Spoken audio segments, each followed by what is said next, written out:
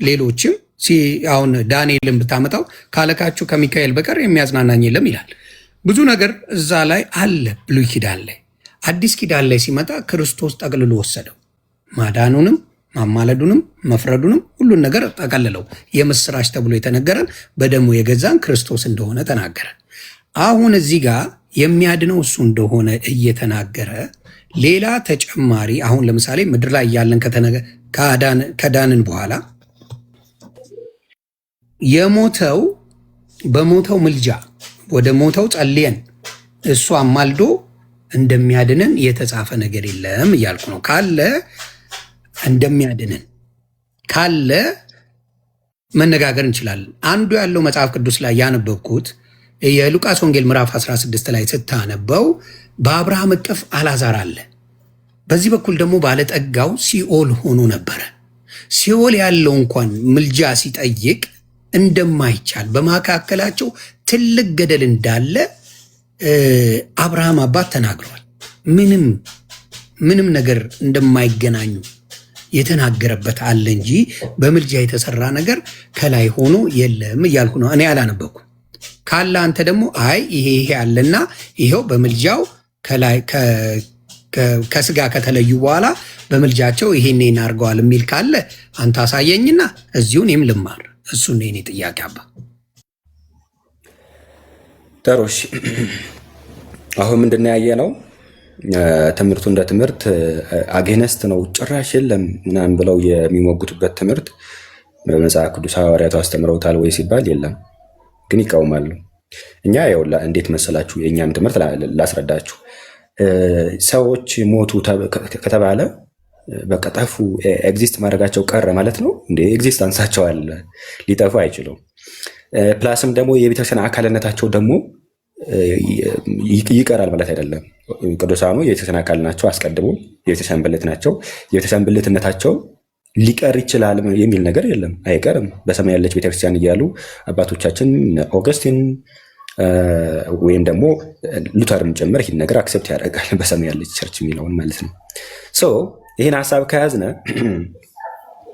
በሰማይ ያሉ ቅዱሳን ይለምናሉ ወይ ሲባል አንደኛ ቆሮንቶስ ምዕራፍ 12 ላይ ጳውሎስ እንደተናገረው ኦብቪየስሊ ይህ ነገር አይቀርም፣ ይቀራል የሚል ነገር ስለሌለ ማለት ነው። አሁን እንደዚህ የሚል የለም ብለህ ተናገርክ፣ እንደዛ አይነት ነገር የለም ብለህ ተናገርክ፣ ይቀራል የሚል ስለሌለ እኔም ባይዘይ ማለት ነው ሌላ ምንም ጥቅስ መጥቀስም ራሱ አያስፈልገኝም። ስለሌለ ይቀራል የሚል ስለሌለ ትምህርቱ ይቆማል ማለት አይደለም። የቤተክርስቲያን አካልነታቸው ይቀራል ማለት አይደለም። የቤተክርስቲያን አካልነታቸው ካልቀረ ደግሞ በአጸደ ነፍስም ወይም ደግሞ ከሥጋ ከኛ ከተለዩ በኋላም የአካል ብልትነታቸው ስለማይቀር ጳውሎስ እንደተናገረው አንደኛ ቆሮንቶስ ምዕራፍ 12 ቁጥር 25 ላይ ክብር ያላቸው ብልቶች ግን ይህ አያስፈልጋቸውም፣ ነገር ግን ብልቶች እርስ በእርሳቸው በትክክል ይተሳሰቡ ዘንድ አለ። ምንድን ብልቶች? ኢኔሴንስ በሰማይ ያሉ ቅዱሳኑም የጌታ ወይም የአካሉ ብልቶች ናቸው፣ የጌታ አካል ብልቶች ናቸው። ስለዚህ የቤተክርስቲያን አካልነታቸው ወይም ብልትነታቸው ስለማይቀር ብልቶች ደግሞ ይተሳሰባሉ። በሰማይ ያለው ቅዱሳን በምድር ያለው ቅዱሳን ያስባቸዋል። ይህ በጣም ብዙ መጽሐፍ ላይ ለምሳሌ ተጽፏል። መጽሐፍ ሄኖክን ብታዩዋቸው አይ ቲንክ መጽሐፍ ሄኖክ ምዕራፍ 9 ላይ ምዕራፍ 12 ላይ ይህ ነገር በሰማይ ያለው ቅዱሳን እንደሚለምኑ ኢቭን ቅድምም ስታወሩባቸው የነበረው የራእይ መጽሐፍ ላይ ማለት የሆነ ዲዳ ይሆናሉ ማለት አይደለም፣ ኮንቨርሴሽን ሁሉ ያደርጋሉ። የአብርሃምን ታሪክ ማየት እንችላለን። አብርሃም እና አልዓዛር ኮንቨርሴሽን ሲያደርጉ እናያለን። ስለዚህ ይለምናሉ፣ ጌታን ሲለምኑት ነበር። ለምሳሌ ፍረድልን እያሉ ለምነውታል። እንዲሁም ደግሞ በምድር ላሉ ሰዎችም ደግሞ ማራቸው እያሉ ደግሞ እንዲሁ ይለምናሉ። ምክንያቱም የቤተክርስቲያን ብልት መሆናቸው ስላልቀረ የቤተክርስቲያን ብልቶች ስለሆኑ የቤተክርስቲያን አካል ስለሆኑ ብልቶች ደግሞ እርስ በርስ ይተሳስባሉ። ፒሪየድ። ነገረ ቤተክርስቲያንን ከተረዳችሁት ምልጃ ጥያቄ አይሆንባችሁም። ባይዘይ አሁን ፕሮቴስታንቲዝም ላይ ችግሩ ምንድን ነው? ነገረ ቤተክርስቲያን የሚለው ሀሳብ እናንተ ላይ የለም። ምክንያቱም ቤተክርስቲያን የማጠፋ ናት፣ ከሐዋርያቱ ጊዜ ጀምሮ እስካሁን ኤግዚስት ያደረገች ናት የሚለውን ነገር አገነስት ናችሁ። የሆነ ጊዜ የሆነ ሪፎርም ስላደረጋችሁ ማለት ነው የሆነ ጊዜ ጠፍታ ምናምን ብቅ ብላለች። አጠፋም የገሃነም ደጆች አይችሏትም የሚለውን ነገር ትታችሁ የሆነ አዲስ መሰረት ሪፎርም ስላደረጋችሁ ጳውሎስ ደግሞ ከተመሰረተው በቀር ማንም ሌላ መሰረት ሊመሰረት አይችልም ስለተባለ ነገረ ቤተክርስቲያን አትረዱትም። ችግሩ ያ ነው። ነገረ ቤተክርስቲያንን ግን ከተረዳችሁት ምልጃ ጥያቄ ሆኖ አያውቅም ጭራሽ በቤተክርስቲያን ታሪክ ውስጥም አይታወቅም። እና እሱ ከሆነ ወንድም እኔ አሁን የምጠይቅ ምን መሰለ፣ አሁን ለምሳሌ እዚህ ጋር ይናገር ዕብራውያን ምዕራፍ 9 ቁጥር 27 ላይ ምን ይል መሰለ ራሱ ለሰዎችም አንድ ጊዜ መሞት ከእርሱ በኋላም ፍርድ እንደተመደበባቸው ይላል። እንዲሁ ክርስቶስ ደግሞ የብዙዎችን ኃጢአት ሊሸከም አንድ ጊዜ ከተሰዋ በኋላ ያድናቸው ዘንድ ለሚጠባበቁት ሁለተኛ ጊዜ ያለ ኃጢአት ይታይላቸዋል ይላል። እንግዲህ ለሰው ልጆች አንድ ጊዜ መሞት ጻድቅም ሁን ምንም ሁን ምንድን ነው የሚለው እዚህ ጋር ከሞትን በኋላ ሙሉ ለሙሉ በስጋ ከተለየም በኋላ ከዛ በኋላ ፍርድ እንደተመደበባቸው ነው የሚለው። በክርስቶስ ያመኑት ደግሞ ሁለተኛ ያለ ኃጢአት እንደሚታይላቸው መጽሐፍ ቅዱስ ይናገራል። አሁን አንተ ካልከኝ ከላይ ሆነው ከኛ ጋር ያላቸው ኮኔክሽን ካለ እሱን የሚለውን ብታሳየኝና እንዳልኩ አባት አብርሃም ያደረገው ምንድን ነው? ምንም ነገር እዛ ጋር ምንም እንደማይቻል ምንም ገደል እንዳለ በሲኦልና በእነሱ መካከል ትልቅ ገደል እንዳለና በምንም መገናኘት እንደማይችሉ ነው የተናገረው። ስለዚህ አንተ ካልከኝ ጋር እንዲስማማልኝ ከሰማይ ሆነው ወደኛ አሁን በስጋ የተለዩን ወደኛ የሚጸልዩ ወደኛ የሚማልዱ እነማን እንደሆኑ ብታሳየኝ ደስ ይለኛል እያልኩ ነው። አሁን ያነበበው ክፍል ከሞት በኋላ ፍርድ ተከናወነ። እኛ እኮ ወደ ሲኦል የወደቁትና አይደለም ያማልዳሉ ብለን ምናምነው እኮ በመንግስቱ ያሉ በክርስቶስ ያሉትን ይድናሉ ነው የሚለው። ገባ? በክርስቶስ ያመኑት ይድናሉ፣ ያላመኑት ግን ፍርድ ነው የሚመደብባቸው መጽሐፍ ቅዱስ ነው የሚለው። እሺ ጥሩ። አሁን ያነበብከው ክፍል ስለተፈረደባቸው ነው የሚያወራው። ምን አገባኝ እኔ ስለተፈረደባቸው። በሲኦል ያለ ያመልዳል አላልኩም። ስለ ሁለቱም ነው የሚያወራው አባቴ። አንዴ ስለ ሁለቱም ስለሆነ ብዬ ነው። ምን መሰለ፣ እንዲሁ ደግሞ ክርስቶስ ደግሞ የብዙዎችን ኃጢአት ሊሸከም አንድ ጊዜ ከተሰዋ በኋላ ያድናቸው ዘንድ ለሚጠባበቁት ይላል ለሁለተኛ ጊዜ ያለ ኃጢአት ይታይላቸዋል። አየህ፣ በክርስቶስ የሆኑት ምንም ፍርድ የለባቸውም፣ ያለ ኃጢአት ነው የሚታይባቸው። በክርስቶስ ያልሆኑት ግን ይፈረድባቸዋል ነው የሚለው። ስለዚህ የሁለቱንም ለይቶ ነው የሚናገረው። በጌታ የሆኑ ዘንድ በጌታ የሆኑ ወይም ደግሞ ወደ መንግስቱ ወደ ገነት ይገባሉ አይደለም። እኛ እያወራን ያለ ነው በገነት ያሉት ያማልዳሉ ብለን የምናምነው። በሲኦል ያሉትስ አይመለከተንም። የቤተክርስቲያን አካል የሆኑትን ነው እየተናገርን ያለ ነው። ሞት ተፈረደባቸው የተባሉትን እኛ ስለማይመለከተን እሱ አይመለከተንም። ወደ መጽሐፋችን እንምጣ። ነፍስ መንፈስ ነች፣ ወይም ደግሞ የምትታይ የምትጨበጥ የምትዳሰስ አይደለችም። ምንድነች? መንፈስ ነች። ረቂቅ ትሆናለች ማለት ነው። ያቺ ረቂቅ ነፍስ ደግሞ በስጋ ዘንድ ስትሆን በስጋ ትናገራለች፣ በስጋ ታወራለች፣ በስጋ ነገርን ሁሉ ትከውናለች። ይህን ሀሳብ ካየን ነፍስ መንፈስ ነች ካልነ እንዲሁ ደግሞ መላእክትም እንደዚሁ ናቸው። መናፍስት አይደሉ ወይም መንፈስ ናቸው። አገልጋዮችን መናፍስት የሚያደርግ ብሎ ዕብራውያን ምዕራፍ 1 ቁጥር 12 ላይ እንደተናገረ ጳውሎስ ማለት ነው። እንደዛ ከሆነ ለምሳሌ መላእክት ያማልዳሉ አይደለ? ለምሳሌ አራት እንስሶች ተብሎ የሚነገርላቸው መላእክት ያማልዳሉ ወይም ይለምናሉ አይደለ? ማኛው በየትኛው ላይ? በብሉይ ኪዳን ላይ በደንብ ያማልዱ ነበር። በደንብ ሐዲስ ኪዳንስ? አዲስ ኪዳን ላይ እስኪ ያሳየኝ። ሐዲስ ኪዳን ላይ መላእክት ስላላነበብኩኝ እስቲ ያነበብከው ካለ ብታሳየኝ። ሐዲስ ኪዳን ላይ ብሉይ ኪዳን ላይ ነበረ፣ ሐዲስ ኪዳን ላይ ቀርቷል የሚል የት ላይ ነው ያለው? እንደዛ የሚል እንግዲህ የጠየቀኝን ነው እኔ የምነግርህ። በአዲስ ኪዳን ላይ በብሉይ ኪዳን ላይ እንዳልኩ አሁን ለምሳሌ እባብ ሙሴ እባብን ሳልተባለ እሱን አደረገ። ስለ እባብ ሳይሆን እሱን ያየ ይድናል ብሎ እባቡን ላይ የሚያድንበት አጋጣሚ ነበር ነው ማለት። ብሉይ ኪዳን ላይ ችግር የለም። አንድ ጥያቄ ልጠይቅህ ይሆን? ብሉይ ኪዳን ላይ ነበረ፣ አዲስ ኪዳን ላይ ቀርቷል የሚል ትምህርት ከየት ነው ያመጣው? በጣም ጥሩ። ስልኬን ልቀይረው መልሼ በዚህኛው ልግባና የኛው ባትሪ እየጨረሰብኝ ነው። እና በዚህኛው ልግባና ላውራ። እሺ መጣሁ። ተመለስና ግን አሁን የሆነ እስከ ድረስ እያወራኝ ልቆይና የሆነ ትምህርትን የሆነ ክሌም ስታደርጉ ኤቪደንስ ለደሜ አንዴ ላሳየው ይሄንን። እሺ ደሜና አለ ቅድም ሳወራ የነበረውን እንዳሳየው ፈልጌ ነው። ይሆን እስኪመጣ ድረስ እሺ እሱም እስኪመለስ ድረስ የሆነች ነገር እንደማጠቃለያ ነገር ላድርግና ዘን ምንድነው የሆነ ነገር ካወራችሁ የሆነ ኤቪደንስ ነገር ከተናገራችሁ ለዛ ማስረጃ ልታመጡ ይገባል። ይሄው ምንም ማስረጃ የለኝም። ለምሳሌ ተውት፣ መካነ ኢየሱስ ሲዩ ማስረጃ ነች፣ ወይም ደግሞ ሉተር ማስረጃ ነው። ሉተር በስራዎቹ ውስጥም መላእክቶች ያማልዳሉ ብሎ ተናግሯል። ለምሳሌ ብዬ ከተናገርኳቸው መካከል አንዱ ድምፅህን አሰማ ደምረው ሊገለብጠን ነው እኮ ሊገለብጠን ነው። ድምፅህን አሰማ ደምረው። እሺ ፑዝ እየሆነ ነው። ያ ፑዝ ስለሆነ ደግሞ አይሰማችሁ። ታብታብና ኮፕሊንክ አድርጉት። እሺ ለማንኛውም በቀደመች ቤተክርስቲያን ዘንድ ይህ ነገር ተክዶ ምናምን አይታወቅም። ባይዘው ማለት ነው። በቪዲዮ ተገለጠ ልውጣ። እሺ አንዴ ጠብቁኝ።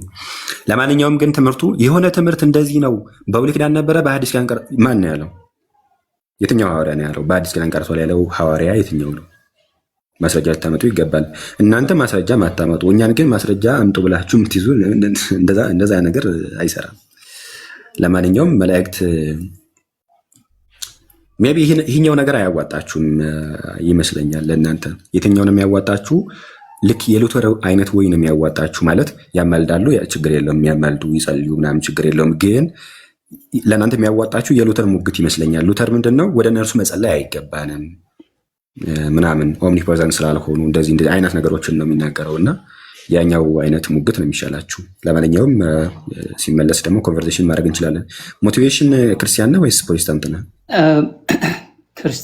ክርስቲያን ነህ ወይስ ፕሮቴስታንት ነህ?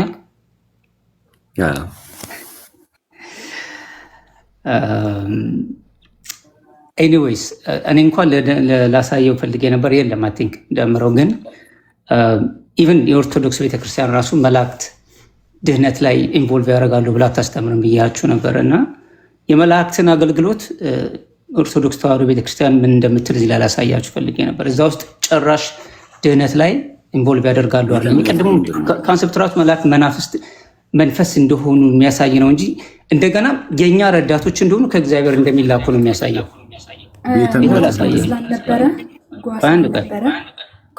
አንተ እያወራህ ያለህበት እኔ አስተምር ነበር ባይዘው ምን ብለህ ነበረ?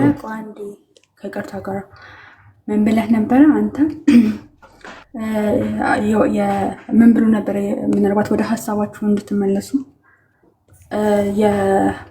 አንድ ላይ ስለ መናፍስት ብቻ ስለመሆናቸው ነው እንጂ እገዛን አያደርጉም መዳንን ይወርሱ ዘንድ አይደለም ያወራው ብሏል። እና መጽሐፉ ግን አስቀምጦታል። እስቲ ትመለሱበታላችሁ። አሁን እንደዚህ አይደለም ያልኩት። እሺ እኔ ያልኩት ምንድን ነው እዛ እሱ ፓርት የሚያወራው ብቻ መሆናቸውን ነው የሚናገረው ብልሃት ህዝቡ ብቻ አላልኩም።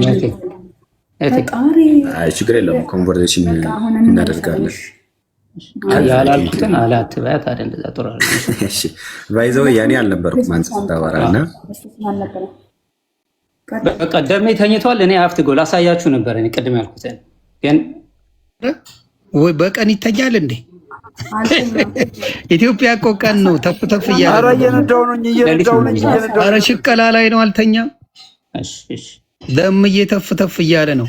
10 ደቂቃ ነው ያለኝ። እኔ ሰማችሁና ልወጣ ስል ግን አሳያለሁ። ደሜሽ አይ አሳየውና ብትወጣ አይሻልም? በቃ አሳየው። ደሜ በትልቁ አድርገውና ያሳያችሁ። እኔ ለወንድሜ ዕብራውያንን ስለማሳየው ብዬ ነው። የዕብራውያን ምዕራፍ 7 ከ17 ጀምሮ እናነበዋለን። ወንድማችን ጓ የሚለው ስም ተመችቶኛል። ንፍታሌም ይባላል። ንፍታሌም ማለት ትችላለህ። እሺ እሺ። እንትን ነው ግን ባይ ዘ ወይ ማነው ስምህ? ይፍታዬ ንፍታሌም። ይፍታሌም ኦኬ። አይ ደስ ይላል። ምክንያቱም ስርዓትህ ራሱ ደስ ይላል። ምንም እንደዚህ ነው ሁላችሁ መነጋገር ያለባችሁ። በቃ በክብር ይሄ ነው ኢትዮጵያዊነት እንጀነራል። ከአንተ በፊት የነበሩ ትንሽ እንትን ሲያደርጉ ስለነበረ ነው። አትሊስት እና ፖዚቲቭ ነገር ሬኮመንድ ማድረግ ነበርኩኝ። ችግር የለውም ስላልነበርኩኝ ሰው እንትን ለማለት ችግር የለውም። ኤቪደንሶችን እስከደረስ አዘጋጅና ኮንቨርሴሽኑን ይኸውና ላሳየዋለሁ እና ከዛ እወጣለሁ።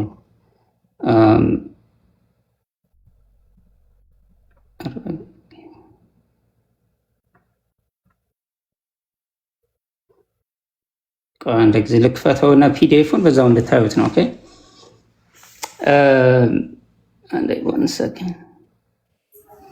እሺ ሜቢ ጊዜ ውሰድና ኤቪደንሶችን አዘጋጅ እስከደረስ ኮንቨርሴሽን እናድርግ ማኛው ጋር አይ ቲንክ እንደዛ ይመስለኛል። እሺ አዘጋጃቸው ምልክት ሰጣለሁ። እሺ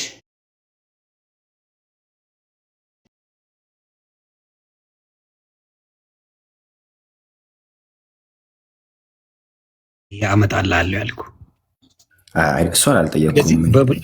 ኦኬ በብሉይ ኪዳን የነበረው ምንድን ነው ተሽሯል አይደል? አልጠየኩም። ስለዚህ አይ ብሉይ ኪዳን ላይ ባለው ስትለኝ ምንድን ነው ያወራነው መሰለህ? ድጋሚ ጠይቀህ ግድ የለም ድጋሚ ጠይቀህ ጥያቄ እንደዚህ ነው። ጥያቄ ምልጃ ጋር በተገናኘ በብሉይ ኪዳን ምልጃ ነበረ። ለምሳሌ መላእክትን ብለን አነሳና በብሉይ ኪዳን ትንቢተ ዘካርያስ ስለሆነ በብሉይ ኪዳን እንደዛ ነበረ ብለህ ተናገርክና በሐዲስ ኪዳን ቀርቷል ምልጃ ቀርቷል የሚል የት ላይ ያለው ነው? ስለ ህግ አይደለም ስለ ምልጃ ነው። በጣም ጥሩ። እኔ የተረዳሁትን በአዲስ ኪዳን ላይ ልናገር። የተረዳሁት ምንድን ነው? እንደ አንተ ይላል ዕብራውያን ምዕራፍ 7 ቁጥር 17 አንተ እንደ መልከ ጸዲቅ ሹመት ለዘላለም ካህን ነህ ብሎ ይመሰክራልና ይላል። ህጉ ምንም ፍጹም አላደረገምና ስለዚህ የምትደክም የማትጠቅምም ስለሆነች የቀደመች ትእዛዝ ትሽራለች። ወደ እግዚአብሔርም የምንቀርብበት የሚሻል ተስፋ ገብቷል። እነርሱም ያለ መሐላ ካህናት ሆነዋልና እርሱ ግን ጌታ አንተ እንደ መልከ ጸዲቅ ሹመት ለዘላለም ካህን ብሎ ማለ አይጸጸትም ብሎ በተናገረለት ከመሐላ ጋር ካህን ሆኗልና ያለ መሐላ ካህን እንዳልሆነ ሰጠን ይላል። እንዲሁ ኢየሱስ ለሚሻል ኪዳን ሆኗል ይላል። ለሚሻል ኪዳን። ስለዚህ የተሻለ ነገር ተሰጥቶናል።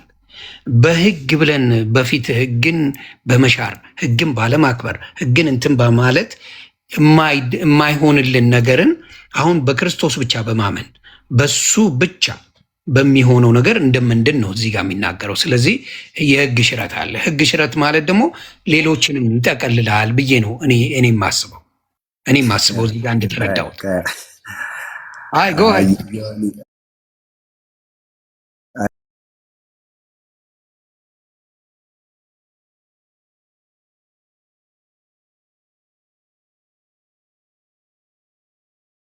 መላእክቶች በብሉይ ኪዳን ያማልዱ ነበር፣ በሐዲስ ኪዳን ቀርቷል። የትኛው አለ? ህግ የእንስሳት መስዋዕት አዎ ቀርቷል። የለም ወይም የብሉይ ኪዳን የሌዊ ዘር ክህነት አሁንም ቀርቷል። ጌታ የሾማቸው ሐዋርያቱ ናቸው እንጂ ያሉት ወይም አይ የለማ። ከሌለ ለምንድን ነው ምልጃ ቀርቷል የምትለው?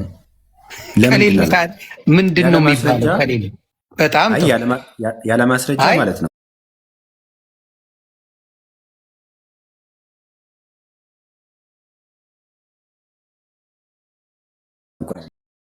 ስላለ በግልጽ የማማለድ ስራ ነው የሰራው።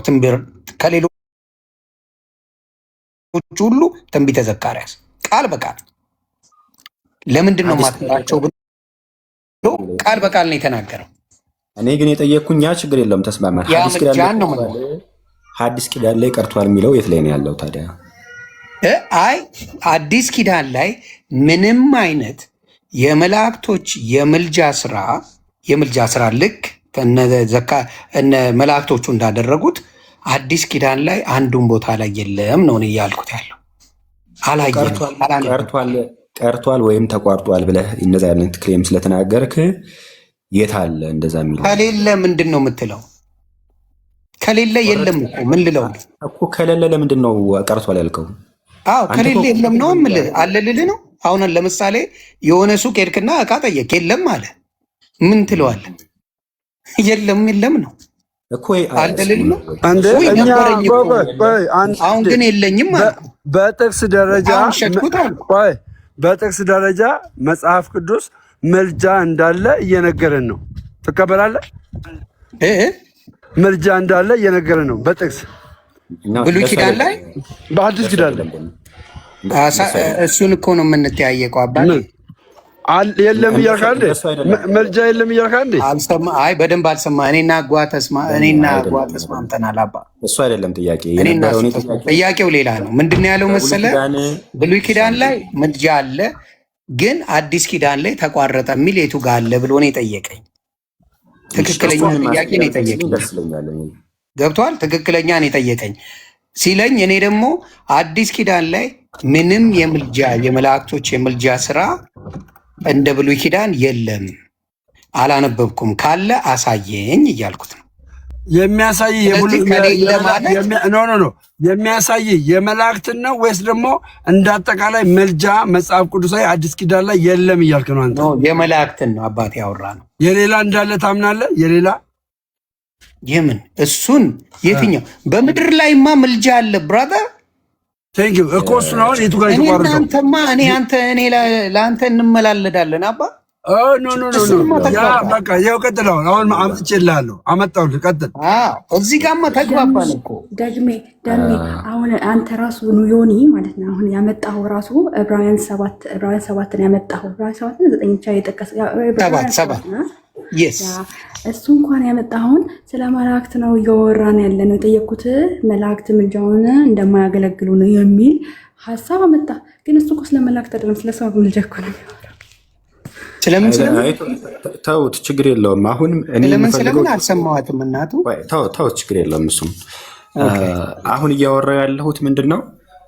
አንድ ክሌም አድርገሃል ዮኒ። አሁን የሆነን አስተምሮ ትገነባላችሁ ዘንድ አስተምሯችሁ መጽሐፍ ቅዱስ ላይ እስቲ ያሳዩን ሲባል ነው ችግር የሚሆነው። ምን አይነት አስተምሮ ወይም ምን አይነት ክሌም አድርገሃል? በሐዲስ ኪዳን የለም፣ በሐዲስ ኪዳን ቆመዋል ብለሃል። ዘንድ እንደዛ የሚል ኤቪደንስ ብቻ በሐዲስ ኪዳን ቆመዋል ወይም የለም የሚል ኤቪደንስ ብቻ ነው የምፈልገው። ጥቀስልኝና ከፍተና አንብበው አልኩ እኮ። የለም አንድም ቦታ ላይ መላእክቱ ሲያደርግ አላየሁም።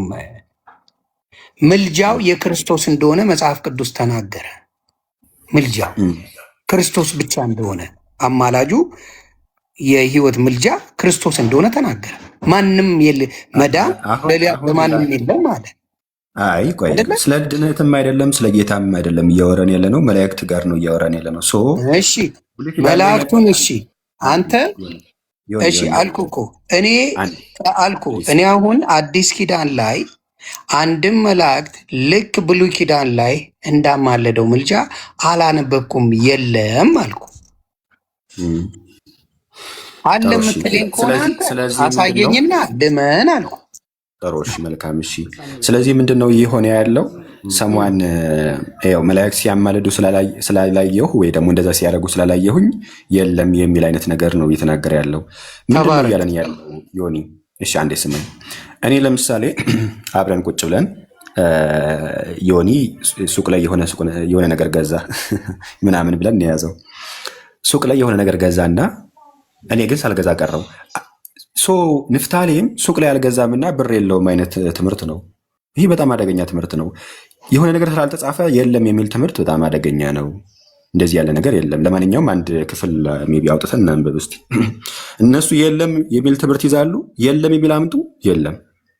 የለም ራሱ መልስ ነው ማለት ነው። እንቀጥልና አንድ የመጽሐፍ ክፍል እናንብብ እኛ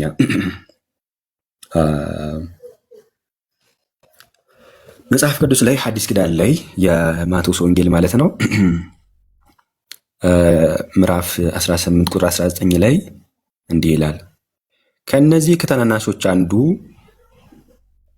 እንዳትንቁ ተጠንቀቁ፣ መላእክቶቻቸው በሰማያት ዘወትር በሰማያት ያለውን የአባቴን ፊት ያያሉ እላችኋለሁና ይላል።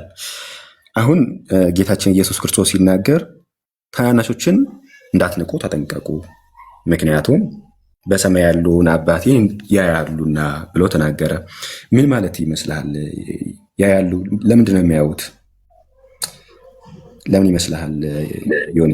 በጣም ጥሩ። የቱ ጋ ነው?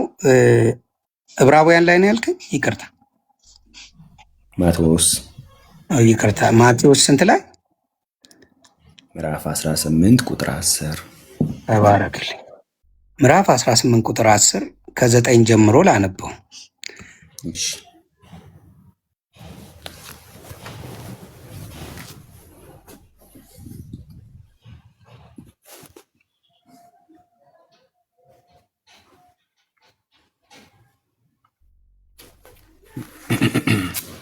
ከነዚህ ከታናናሾች አንዱን እንዳትንቁ ተጠንቀቁ።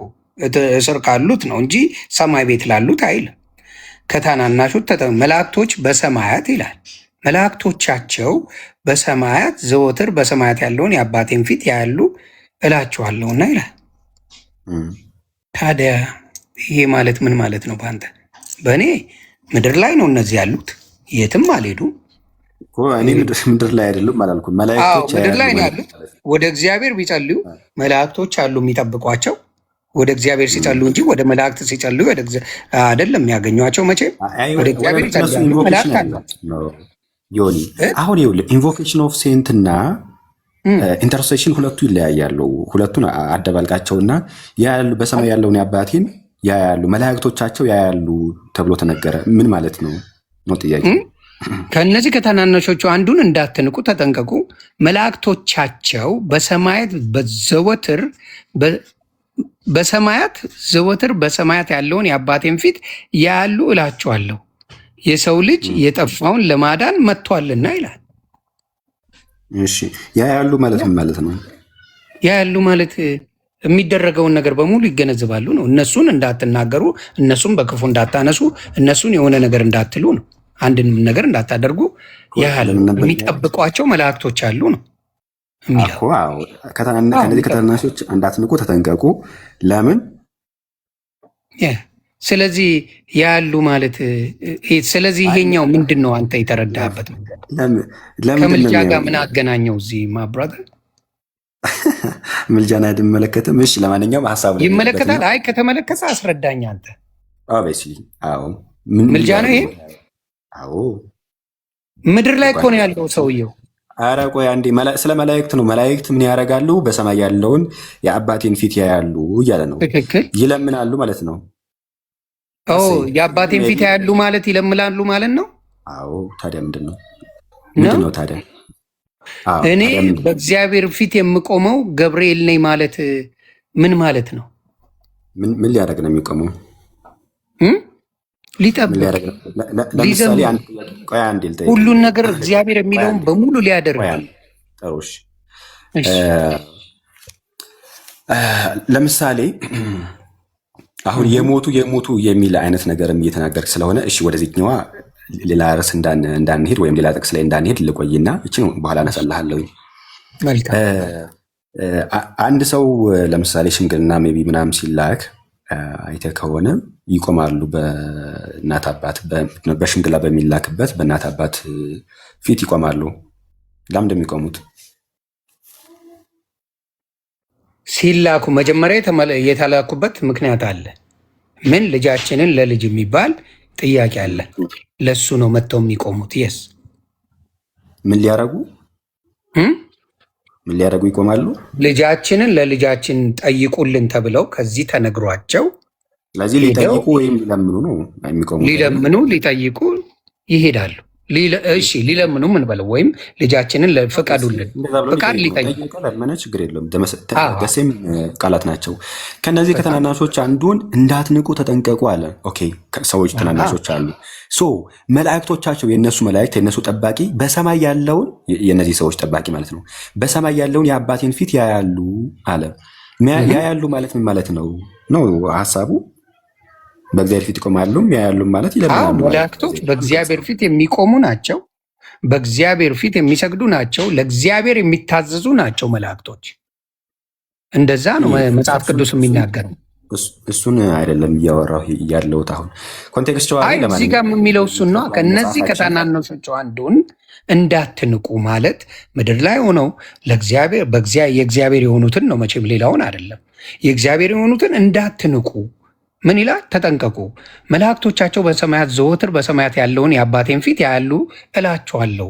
የሰው ልጅ የጠፋውን ለማዳን መጥቷልና ምን ይመስላችኋል? ለአንድ ሰው መጥቶ በጎች ቢኖሩት ከእርሱም አንዱ ቢባዝን 99ኙን በተራራ ትቶ ሄዶም የባዘነውን አይፈልግም ነው ይላል። ስለዚህ የሰው ልጅ የጠፋውን ለማዳን መጥቷልና። ከዛ በኋላ የሚለው ምንድን ነው? የሰው ልጅ የጠፋውን ለማዳን መጥቷልና። ያያሉ ማለት ወይም በእግዚአብሔር ፊት ይቆማሉ ማለት ምን ማለት ነው? እኔ ይሄው እየተናገርኩ ነው። ምንድነው ብዬ ተናግሬ ያለው። ትርጓሜያችንም ከፍቼ ማሳየት እችላለሁኝ። ቀደም አባቶችን መክፈት እችላለሁኝ። ያ ያሉ የሚለው ሀሳብ ቆይ አንዴ ሞቲቬሽን ያ ያለው የሚለው ሀሳብ ይለምናሉ ነው ሊለምኑ ወይም ሊጠይቁ ነው እዛ ላይ የሚቆሙ ብዬ ተናገርኩኝ። አንተ ምን እሺ አይቶ እኔ እዚህ ጋር ማለኮ እንደዚህ እንዳደመው ከዛ በኋላ ወደ 13ም ወደ 14ም ስመጣ ችግር የለም ወርታች ትሄዳለህ። አሁን ግን ምን ሊያደርጉ አይ እዚህ ጋር አለ ወደ ታች ሲሄድ አገኘው መልሱን አይገርምም? ምን ይላል 13 ላይ ብትሄድ ምን ይል መሰለ? ቢያገኘውም ይላል ያ ከ99 አንዱን ማለት ነው። ቢያገኘውም እውነት እላቸዋለሁ ካልባዘኑቱ ከ99 ይልቅ እርሱ ደስ ይለዋል። እንደዚሁ ከነዚህ ከታናናሾቹ አንዱ እንዲጠፋ በሰማያት ያለው አባታችሁ ፈቃድ አይደለም። የማን ፈቃድ አይደለም? የአምላክ ፈቃድ አይደለም። ስለዚህ የአምላክ ፈቃድ ስላልሆነ መላእክቶቹን ይልካል። መላእክቶቹን ይልክና እነዚህ ሰዎች ላይ ጥቃት ሊያደርሱ የሚፈልጉትን ምን ሊያደርጉ የሚፈልጉትን ምን ይጠብቃቸዋል ነው። እንደዚሁ ከታናናሾቹ አንዱ እንዲጠፉ በሰማያት ያለው አባታችሁ ፈቃድ አይደለም። የእግዚአብሔር ፍቃድ ሳይኖር መላእክቶች በራሳቸው ምንም ሊያደርጉ አይችሉም እያልኩ ነው። እኔ እሱን ፍቃድ እግዚአብሔርን አይደለም ጥያቄ እየጠየኩ ያ ያሉ ማለት ወይም በእግዚአብሔር ፊት ይቆማሉ ማለት እኔ ይለምናሉ ይጠይቃሉ ማለት ነው ብዬ ተናገርኩኝ። አንተ ምን ማለት ነው? ለእኔ ምን ማለት ነው? ለእኔ ምን መሰለ እግዚአብሔር ሲላቸው ያደርጋሉ። እነዚህ አሁን ለእግዚአብሔር ቆይ ለአንተ ራሱ ልጠይቀ እነዚህ ሰዎች ከታናናሾቹ አንዱ ያሉት እዚህ መላእክቶቹን ጠይቀው ነው? እስቲ ንገረኝ። መላእክቶቹን ጠይቀው ነው? ወደ መላእክቱ ጸሎት አድርገው ነው? እስቲ አስረዳኝ አባ። አይደለም ጥያቄ ምን ማለት ያሉ ማለት ምን ማለት ነው ጥያቄ። ስለዚህ አደኝ ደደይ አሁን በእናንተ እምነት አደኝ ደደይ የምናወራው ወደ መላእክት ተጸልዮ መላእክቶች ያደርጋሉ። የኔን እምነትማ ነገር ያለው ይሁን ይሄ አይደለም። ያ ያሉ ማለት ምን ማለት ነው?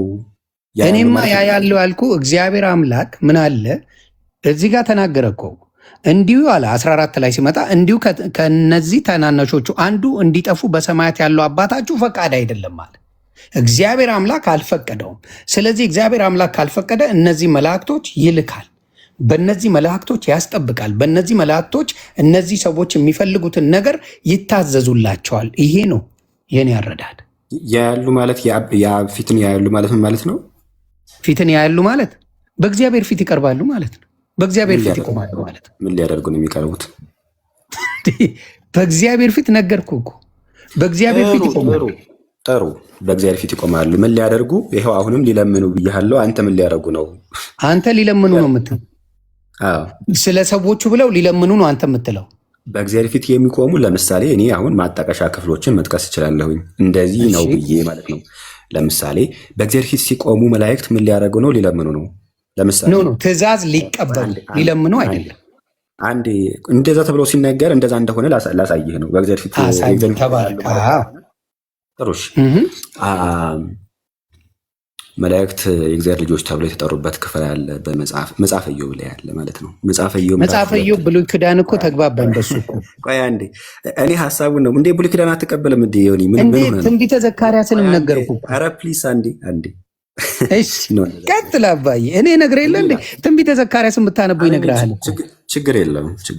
አይ ነው ይቆማሉ የሚለውን ወይም ያያሉ የሚለውን ነገር እንድተረዳው ነው። ምን ማለት ነው? እሱንማ ኧረ መጠየቁን ራሱ በደንብ ማማለዱን ያሳየለ እንዴ ትንቢተ ዘካርያስ በአዲስ ኪዳን ቁሟል የሚለውን ነገር ያሳየኝ። በቃ ወደ ቀደሙ ተባረክልኝ። በአዲስ ኪዳን ማን መሰለ አማላጅነቱ አስታራቂነቱ የተሰጠው ክርስቶስ ኢየሱስ ነው። አልጠየኩ እንዲህ አልጠየቁ። መላእክት በአዲስ ኪዳን ምልጃቸው ቁሟል ብሎ ያስተማረህ። እኔ ደግሞ ይኸውልህ ምን ሆነ መሰለ ያን ነገር በብሉይ ኪዳን ዘመንማ በደንብ አድርጌ እነግርሃለሁ። መላእክት ያማል። እኔ ብሉይ ኪዳን አላልኩም፣ በአዲስ ኪዳን ቁሟል የሚል ማን ነው ያለው? ተባረክ። በአዲስ ኪዳን ላይ ምስራች ተነገረን። የማናውቀው ነገር ምን ወንጌል ወንጌል። ሶሪ አሁን በጣም ታይም ኪል እያደረግን ስለሆነ ምዕራፍና ቁጥር ንገረኝ። ምዕራፍና ቁጥሩን የምነግርህማ አሁን ምልጃው የክርስቶስ ሆነ። አረ ፕሊስ የመላእክት ምልጃ ቁሟል የሚል ኤቪደንስ ማስረጃ፣ አንዲት ማስረጃ ብቻ ነው የምፈልገው። እኔ ነገርኩህ እኮ አማላጅነት። ዮኒ ሰማሁ እኮ አንተን ማስረጃ እኮ በደንብ ሰማሁ። ምን አልከኝ መሰለህ? ከነ ጥያቄ ልንገርህ አቋርጧል የሚለውን ንገረኝ ነው ያልከው። መላእክትም ሆነ ማስረጃ ስጠኝ ነው ያልከኝ አይደለ? ተባረክ። በአዲስ ኪዳን የመጣው ወንጌል ነው፣ ክርስቶስ ነው አማላጅ አልኩ። በሰውና በእግዚአብሔር መካከል የተሰጠ ክርስቶስ ነው። ፕሊዝ አንዴ ይኸውልህ፣ አሁን ይኸውልህ ምን አይነት ነገርን እየተናገረ ነው ያለው? ይህ በጣም የሚያሳዝን ነው። ስለ ክርስቶስ አይደለም እያወራን ያለ ነው። ስለ ክርስቶስ ከፈለግ ክርስቶስም እናወራለን። አሁን ግን መላእክት በብሉይ ኪዳን ያማልዱ ነበር፣ በአዲስ ኪዳን አቁሟል ብሎ ያስተማረህ ማን ነው የነገረ? ሐዋርያ ምዕራፍና ቁጥር እዚህ ምዕራፍና ቁጥር ብለህ ንገረኝ። ለሱማ ጥሩ አልኩ እኮ። አንተ ደግሞ አልተቋረጠም ካልከኝ እኔ ያልኩበት አዲስ ኪዳን በክርስቶስ ስለሆነ እኔን ተወኝና አንተን ተውኩ። እኔ የኔን እኮ ነው የምመልስልህ። መቀበል አለመቀበል ያንተ ፋንታ ነው። በአዲስ ኪዳን ላይ አማላጅ ሆኖ ፈራጅ ሆኖ አምላክ ሆኖ የመጣው ኢየሱስ ክርስቶስ ነው። ሁሉንም ስራ እሱ አሁን ችግር የለብኝም ስለ ክርስቶስ። እኔ ዮኒ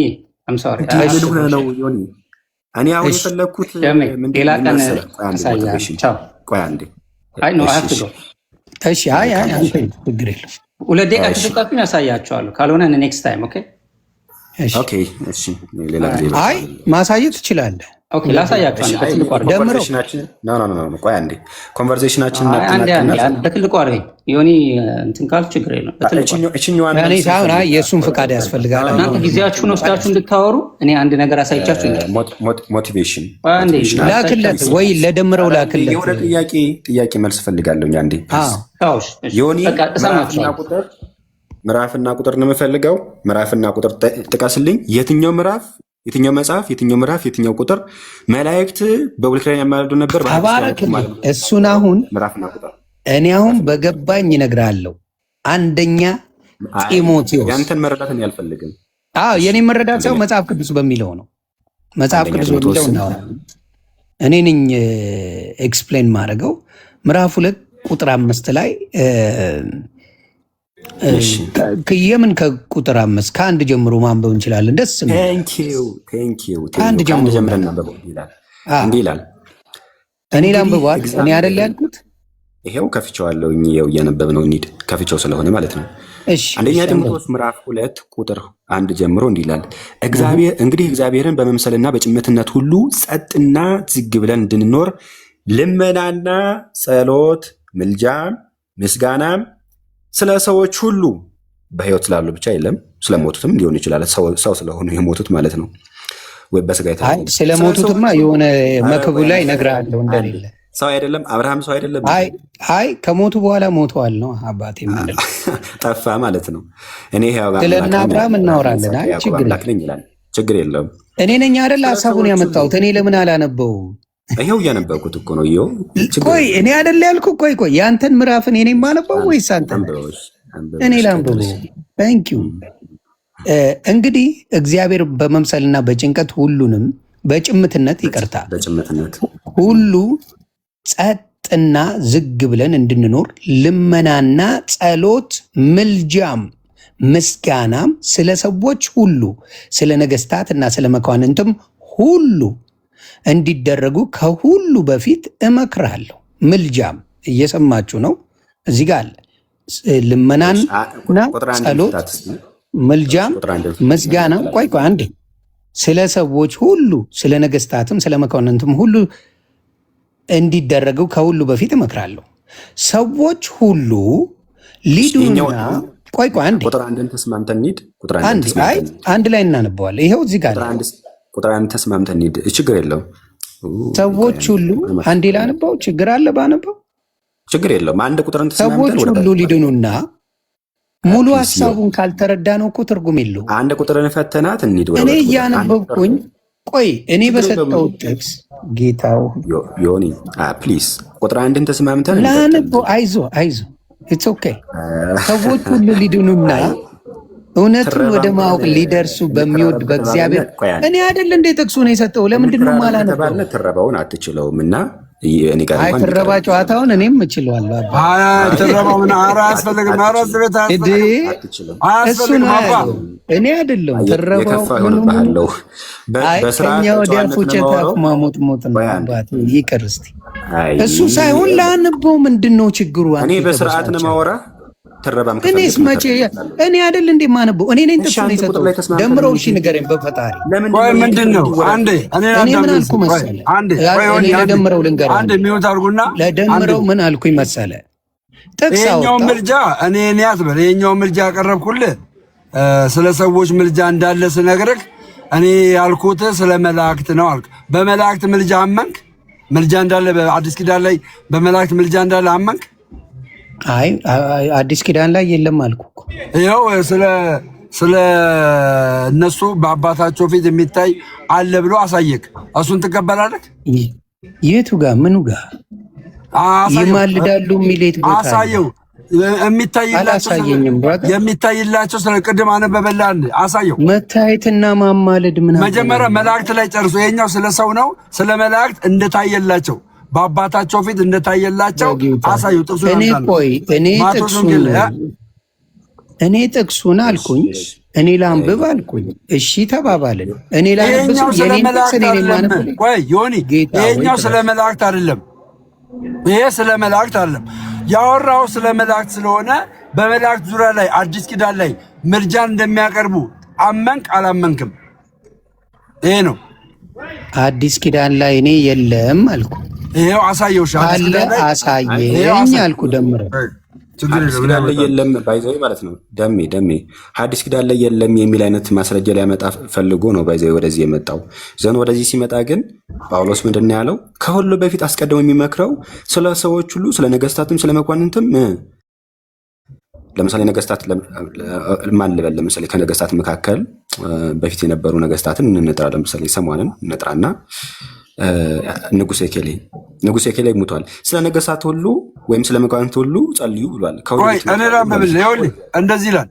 የመላእክት ምልጃ እንዳለ ልንገርህ ከዛ በኋላ ቀጣይ ከወዳጅ ጋር ትቀጥላለህ ኦኬ እሺ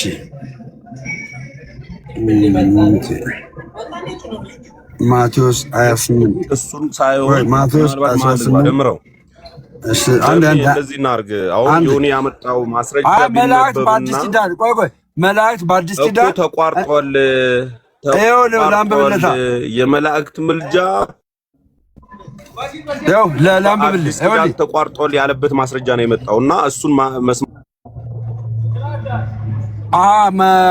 ይሄንን አንብቦለት ከዛ በኋላ ተቋርጧል አለ እሱ እንዳለ ግን አመነ አዲስ ኪዳን የመላእክት ምልጃ ተቋርጧል ብሎ ነው ማስረጃ ይዞ የመጣው ስለዚህ ማስረጃ ነው እየተነበበ ያለው ይሄ ማስረጃ አይደለም እኮ አንደኛ ጢሞቴዎስ ምዕራፍ 2 ላይ ደሜ ይሰማል ወንድም ማስረጃ ስለሆነ ይነበብና እስቲ እንዴት በአዲስ ኪዳን መኖሩን አሳያችሁ ገባኝ መኖሩን አሳያችሁ እናንተ ተቋርጧል የሚል ከሆነ እንዴት እንደሚያደርጋልን እናየዋለን ራሱ ያብራራልን ማኛው ራሱ ያብራራው ማኛው መኖሩን ታምናለህ ማኛው ደግሞ ከቁጥር ዲያቆን ተባረክ እሺ እኔ ላብራራው እሺ እኔ ያልኩት ምንድነው አዲስ ኪዳን ላይ ኢየሱስ ክርስቶስ ሁሉንም ጠቅልሎታል የሌሎቹ አማላጅነት ቀርቷል ነው እኔ ያልኩት ተቋርጧል ወይም ቀርቷል ምንድነው አምጣ ላላችሁኝ ይሄን ነገር ይዤ ልምጣ ምን ይላል አንደኛ ጢሞቴዎስ ምዕራፍ 3 ላይ 4-5 እስከ 6 አነበዋለሁ ምን ይላል ሰዎች ሁሉ ይላል ሰዎች ሁሉ ሊድኑና እውነቱን ወደ ማወቅ ሊደርሱ በሚወድ በእግዚአብሔር በመድኃኒታችን ፊት መልካምና ደስ የሚያሰኝ ይህ ነው አንድ እግዚአብሔር አለና በእግዚአብሔርና በሰው መካከል ያለው ደግሞ አንድ አለ እርሱም ሰው የሆነ ክርስቶስ ኢየሱስ ነው ራሱንም ለሁሉ ቤዛ ሰጠ ይህም በገዛ ዘመኑ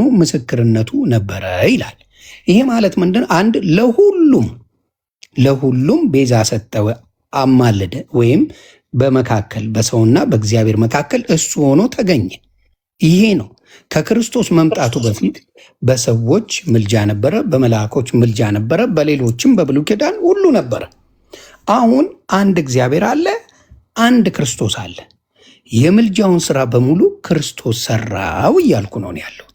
ስለዚህ እዚህ ጋር ክርስቶስ ካለ በኋላ ሌላ የመጣ ምንም ነገር የመላእክት ምልጃ፣ የሰዎች ከሞቱ በኋላ ምልጃ፣ የሌላ ምናምን ምልጃ የለም እያልኩ ነው። እናንተ አለ ካላችሁ እናንተ አሳዩኝ። ተባረኩ። ጠሮሽ የሌላ ምልጃ የለም ባይዘይ ማለት ነው። የለም የሚል የት አለ? የመላእክት ምልጃ የለም የሚል ሊያሳይ መጥቶ ጭራሽ ምንድን ነው ያለው? ሰዎች ሁሉን ስለ ሰዎች ሁሉ ስለ ነገስታትም ስለ መኳንንትም ስለ ሰዎች ሁሉ ምልጃ ይሁን ብሎ ጳውሎስ አስቀድሞ ያውም የመከረበትን አመጣ። በጣም የሚያስቅ ነው። ይህ በጣም ያስቃል። ይደግፈኛል ብሎ የጠቀሰው ጥቅስ እንደገና እሱን የሚመታ ነው። ቀጥሎ ደግሞ ቁጥር 3 ላይ ደግሞ እንዲላል ሰዎች ሁሉ ሊድኑና እውነቱን ወደ ሊደርሱ በሚወድ በእግዚአብሔር በመድኃኒታችን ፊት መልካምና ደስ የሚያሰኝ ይህ ነው። ምንድን ምልጃ? የምን ምልጃ? የቅዱሳኑ ምልጃ። ስለ ሰዎች ሁሉ ስለ መኳንንትም ስለ ነገስታትም የሚደረገው ምልጃ እግዚአብሔርን ደስ የሚያሰኘው ነው። ቀርቷል አይደለም የሚለው እግዚአብሔርን ደስ ያሰኘዋል ነው የሚለው። ስለዚህ አንድም ክፍል ፕሮቴስታንቲዝም የሆነ አገኒስት ይሆናሉ ወይም የሆነ ትምህርት ፕሮሴስ ያደርጋሉ ማስረጃ ሲባል የለም። መላእክት ምድር ማማለዳቸውን አቁመዋል የሚል ማስረጃ ሊያመጣ እንዴ? ኧረ ጭራሽ አስቀድሞ የሚመክረው ለምኑ፣ ምድር አማልዱ፣ ለምኑ፣ ጸልዩ ብዬ ነው ብሎ ጳውሎስ ተናገረ። አንደኛ። ሁለተኛስ እንዲሁም እግዚአብሔርን ደስ የሚያሰኘው ደግሞ ይሄ ነው ብሎ ተናገረ። ማን? ጳውሎስ ራሱ ቁጥር 3 ላይ ማለት ነው። ስለዚህ ፕሮቴስታንቲዝም ባጭሩ እንደዚህ ነው። ፕሮቴስታንቲዝም እንዴት ነው? አግኒስት ይሆናል፣ ይከራከራል። የለም የለም ማስረጃ ሲባል የለም፣ የለም ስህተት ነው ይላል። ማስረጃ ሲባል እሱም ስህተት ነው። ይህ በጣም የሚያስቅ ሆኖ እናገኘዋለን። ለማንኛውም ግን ያሳይቻችኋለሁኝ። መላእክት በእግዚአብሔር ፊት ይቆማሉ። የሚቆሙት ምን ሊያደርጉ ነው? ሊጠይቁ ወይም ሊለምኑ። ማጣቀሻ ማስረጃ አለ? አዎ አለኝ። ለምሳሌ የሚቆሙት ምን ሊያደርጉ ነው? ሊለምኑ እንደሆነ መጽሐፍ ሲናገር መጽሐፈ ኢዮብ ምዕራፍ 2 ቁጥር 1 ጀምሮ ከዕለታት አንድ ቀን እንዲሆነ የአምላክ ልጆች ኢነሴንስ መላእክት ማለት ነው በእግዚአብሔር ፊት ለመቆም መጡ። ሰይጣንም ደግሞ በእግዚአብሔር ፊት ለመቆም ከመካከላቸው መጣ። ምን ሊያደርጉ ነው የቆሙት? ምን ሊሆኑ ነው የቆሙት? ሊለምኑ። እግዚአብሔር ሰይጣንን ከወዴት መጣህ አለው። ሰይጣንም ምድር ሁሉ ዞርኩኝ እንደዚህ ብሎ ነገረው ዘንድ ሰይጣን ለመነው እግዚአብሔርን። መላእክት ደግሞ አግኝስቶ ነው እግዚአብሔርን ደግሞ ለመኑት ወይም ጠየቁ ማለት ነው። እሱ እንዲፈትን መላእክቱ ደግሞ እንዳይፈተን ብለው ለመኑ። አያችሁ፣ ሲቆሙ ሊያደርጉ ነው? ሊጠይቁ ነው ወይም ሊለምኑ? ማጣቀሻ ማስረጃ ጠቅሳለሁ። ምንም አይነት ማስረጃ የለም በፕሮቴስታንቲዝም ውስጥ። አገኒስት የምትሆኑት ትምህርት ለትምህርታችሁ ማስረጃ ሲባል የለም። እኔ እያንዳንዱ መጥቀስ እችላለሁ። ኢቨን አሁን ላይ ያሉ ሉተራኖች በሰማይ ያሉ ቅዱሳን ያማልዳሉ፣ መላእክትም ያማልዳሉ ብሎ ይናገራል። ሉተር ራሱ ያማልዳሉ ብሎ ያምናል። እንግዲህ የሉተር ተከታይ ነው ወይም ደግሞ ፕሮቴስታንት ነው ዮኒ ዘን። እሱ ግን አያምንም። ምክንያቱም ክፍልፍል ያለ ስለሆነ በትንትን ያለ ስለሆነ ፕሮቴስታንቲዝም እሱ የራሱን ፍቃድ ወደዛ ያማልዳሉ ይላል ሉተር ወይም ሉተራኖች።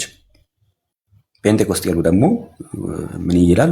ማስረጃ አይልም። እኔ ኦርቶዶክስ እያልኩ እኮ አንድም ነገር አላልኩም። ኦርቶዶክስ እያልኩ ማለት እችላለሁ። አድድን ሰይደ እኔ እናንተን የምናወራው እኔ እናንተን አወራ።